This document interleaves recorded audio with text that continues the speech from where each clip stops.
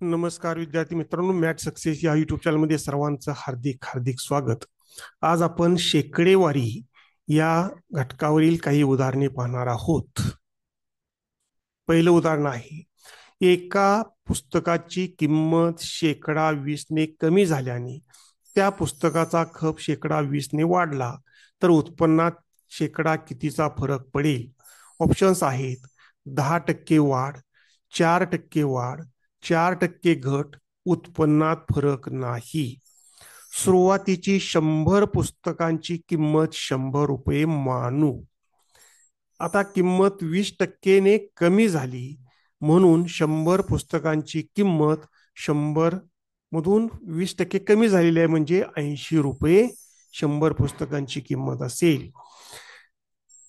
परंतु पुस्तकांचा खप 20% वाढला. सुरुवातीला 100 पुस्तके आहेत, 20% खप वाढला म्हणजेच 120 पुस्तके होतील. म्हणजे विकली गेलेली पुस्तके बरोबर 100 अधिक 20 बरोबर 120 पुस्तके. आता या ठिकाणी 100 पुस्तकांची किंमत 80 रुपये आहे, म्हणजेच एका पुस्तकाची किंमत 80/100 होईल.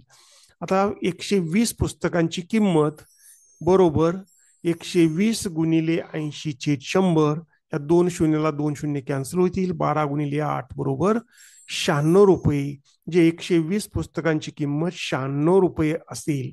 परंतु सुरुवातीला 100 पुस्तकांची किंमत 100 रुपये आपण मानलेली आहे, म्हणजेच ज्या वेळेला वस्तूची किंमत समान शेकडा घट किंवा वाढ होत असेल तर उत्पन्नामध्ये घटच होत असते.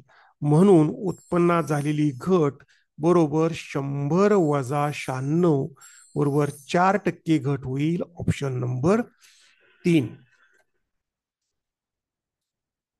पुढील उदाहरण, दुकानदाराकडून एका वस्तूवर 20% सूट दिली गेली, पुन्हा 10% सूट दिली गेली तर त्या वस्तूवर एकूण शेकडा किती सूट दिली? ऑप्शन्स आहेत 30%, 32%, 33% आणि 28%. हे उदाहरण सोडवा आणि उत्तर कमेंट बॉक्समध्ये पाठवा. धन्यवाद.